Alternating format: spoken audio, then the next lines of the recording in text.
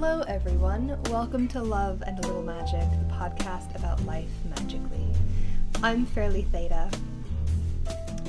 I was chopping vegetables last week, standing at my counter, and caught sight of a magnet on my fridge that I kind of forgot was there. It's this little black magnet with white lettering on it, and it says, "My mission in life is to make people as uneasy as possible." It's a quote attributed to Edward Gorey. It's written in his very unmistakable hand-lettered font. If you've ever read an Edward Gorey comic, you'll know exactly what font I'm talking about. I think I bought it at the Strand when I first moved to New York City, like, years ago. And at the time, I thought I was living this mission. You know, my hair was dyed electric blue. I would wear crazy makeup out to, like, get groceries in the middle of the day. And I definitely dressed like a total weirdo.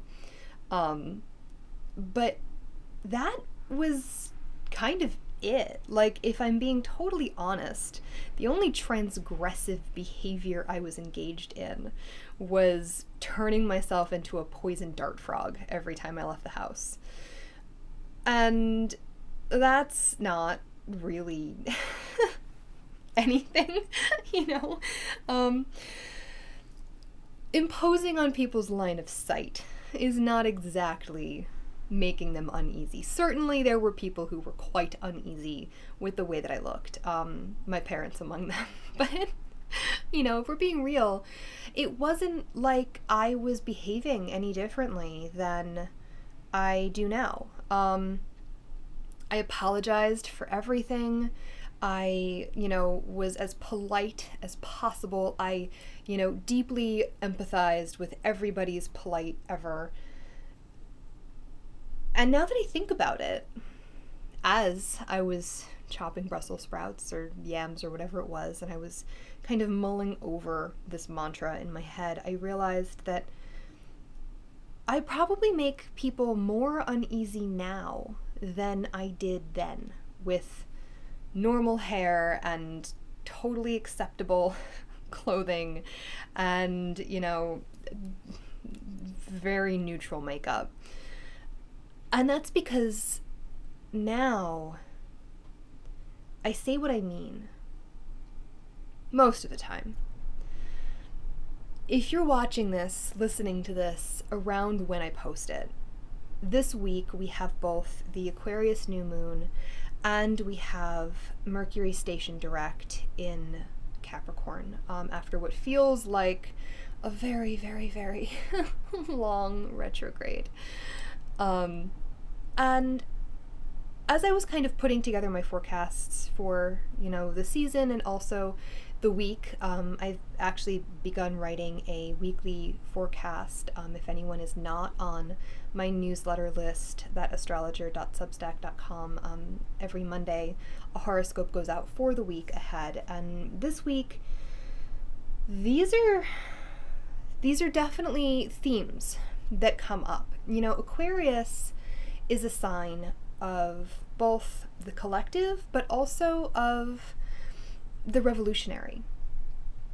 And this is a concept that's really worth examining, especially right now. One of the ways that I remember Aquarius, that I think about Aquarius, from the teachers that I learned from and the books that I, really internalized, is that Aquarius is about humanity, but not necessarily humans. And that is absolutely the energy that I feel like we're living in right now. When it comes to unease, I'm reminded of this every single time I have a conversation with somebody. And I'm talking about, like, real life conversations where it's like somebody you haven't seen in a while, because let's be real, we haven't seen most people in a while. And you're like at a coffee shop and you're like, oh my God, how are you? Let's catch up.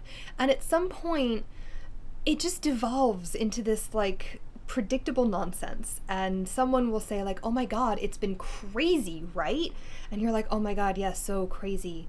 And that's like the entirety of the conversation. And nothing is actually said except that things are crazy. And it's like, yeah, okay, like, and I think that it's because we don't want to make other people uncomfortable, but more so, we don't want to feel uncomfortable. This kind of goes back to the very first thing that we ever talked about together on this podcast, in its current incarnation, the uncomfortable. And really what a tool it can be. You know, these conversations don't go anywhere. They don't bond us to other people. And in a time when we feel so disconnected, so atomized, we need that connection. If it's a matter of making someone uncomfortable because they don't share your views, I don't know about you, but I'm at a point in my life where I feel like I'd rather lose a friend because they feel uncomfortable with me than I would keeping someone that I can't be honest with. We can't grow together if you're not willing to examine other viewpoints. I can't grow if I'm not willing to examine other viewpoints. And this is something that's definitely easier said than done. Don't get me wrong. This is an uncomfortableness, an unease that is wildly against what we search for. You know, comfort is absolutely a basic human necessity. We need security.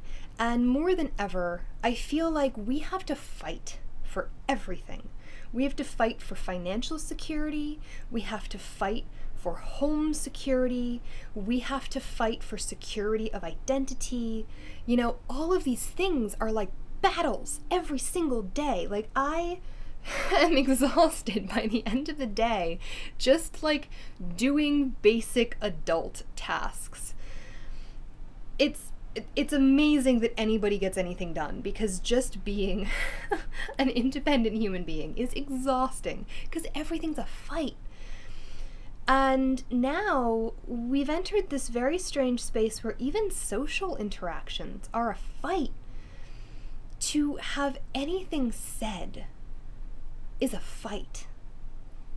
I professionally hold space for others. It's what I do. You know, when I'm working, when I have appointments, I am putting myself wholly aside and allowing someone else to take up the space that they need, which is something that often people are not able to do for themselves or with their friends and family because they're expected to be a certain way.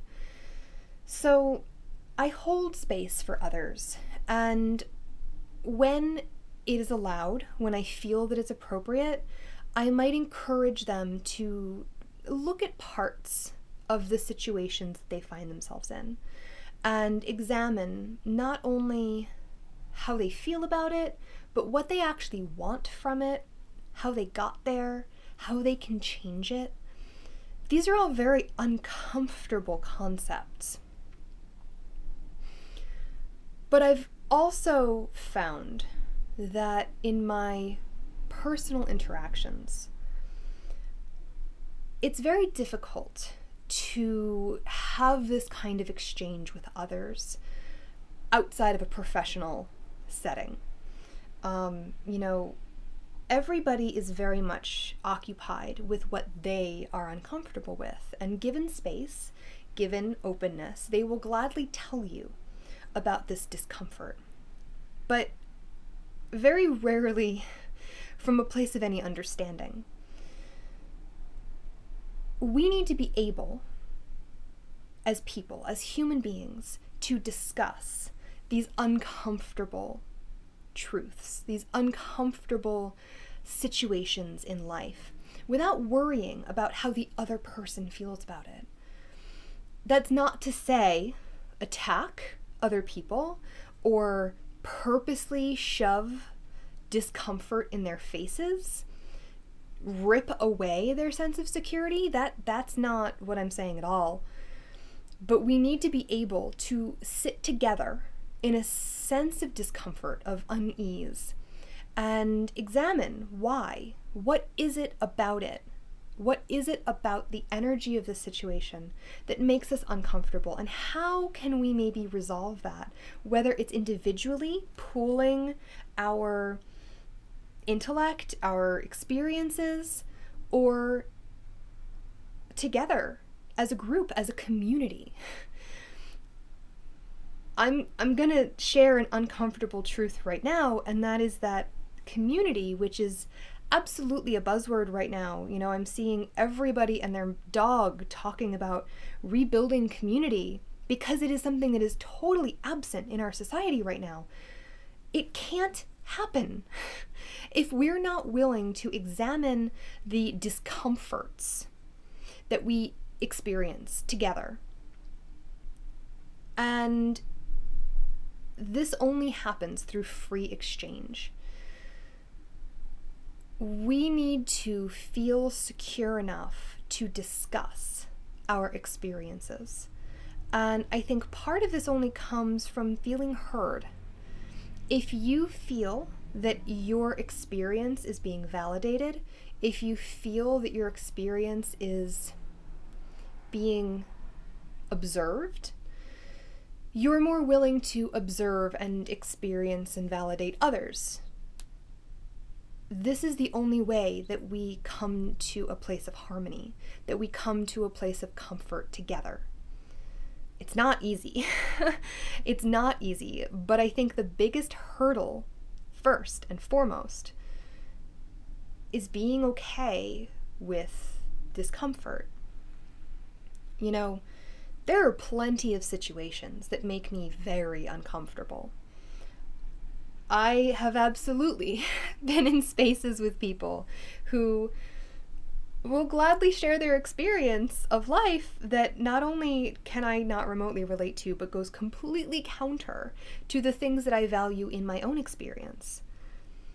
But that doesn't mean that I get to invalidate their experience. That doesn't mean that I get to get my hackles up and get angry about it and lash out and, cut them down in any way, shape, or form. We need to treat others with the respect that we would appreciate in return, but we do need to be willing to have open, honest, dissenting conversations. It's okay to say, I understand that's your experience. It's not mine. And share your own. Difference is not invalidation. It's uncomfortable, sure, because we want to feel that we have everything in common with the people that we love. But that's not realistic. And in fact, it doesn't allow any of us to grow. If you go back to that episode that I did very beginning of this podcast, I still stand by that. Discomfort is one of our greatest tools for transformation. If we live solely in a place of comfort, we don't grow. If we don't push ourselves to explore, to move our boundaries, to figure out what it is that's holding us back, then we don't progress. We don't move on. And in a society that is so obsessed with progress, we are obsessed with constant, never-ending progress. on every scale. How many times a year does a new phone come out, some model or another? You know, how many times does your operating system update itself at the most inconvenient time? You know, all of these things are forms of progress. We are supposed to accept progress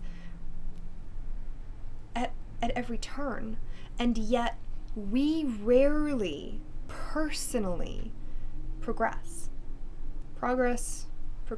right? I mean, it's the same word. I hate to be that person, but it's the same word. We need to progress. And yet, the progress that we are thrust into, that we are forced to accept, is very rarely actually the progress that we should be making. It doesn't actually ask us to grow at all. Growth is different. Growth is organic. It can't be forced. And it only comes when you're willing to accept it. I do believe there is such a thing as divine timing. This is something that I addressed in my newsletter this week, as far as, you know, especially some of the symbolism of the astrology that we're dealing with this particular week, with some of the issues that we have been dealing with currently. But at the same time, you know, it only further confirms to me that we come to things when we are ready. We can't be forced into progress, but we also can never get there if we are not open and encouraged. You know, I've been reading so many books on child development lately, for obvious reasons, but it bears thought in adult life as well. If our basic needs are not met, then we have no reason to develop. Our development stalls out. We need to attend to those basic needs. And really, as adult humans, these basic needs are food and shelter and, you know, a sense of some sort of belonging in some capacity, whether that's our family, our friends, whatever it is. Those needs are not being met for most of us. I think that's a reasonable statement to make, whether you're struggling with the wages that you're being paid, whether you're struggling with employment or, you know, finding a job at all, whether you are struggling with your identity in that position. Maybe you have lost all of your friends. Maybe your family lives on the complete opposite side of the world and you've been separated by any number of craziness, you know, that's happened recently. These are all reasons why our development stalls. So, we need to turn this discomfort into something that we can be comfortable with, and that only comes from getting really familiar with it and being open and being honest and sharing actual conversations. I'm not saying that your mission in life should be to make people as uneasy as possible, but I am saying maybe we shouldn't be afraid of making people uneasy at all. And certainly we should not be afraid of being uneasy, because it could be the only way forward. This is something that I plan on exploring in a lot more depth on my blog, lifemagically.com.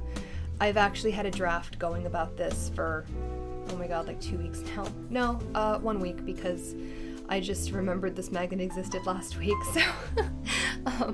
so I will be exploring this in more depth, and I really would love to hear your thoughts on this. I can't be the only person who's at this place at the moment. You can reach out to me on Instagram at fairlytheta. You know, I also do have a newsletter that collects all of these releases, my podcast, these videos, my blog, you can find that on lifemagically.com. And I do also, like I said, write horoscopes each week, as well as longer articles about archetypes and thematic things to be thinking about. And that's at thatastrologer.substack.com. All of these links are in the show notes, as well as if you're watching on YouTube, the comments below. I will see you guys again next week, and I hope that this week you get a little uncomfortable. And let me know how it goes. I'll talk to you then. Bye.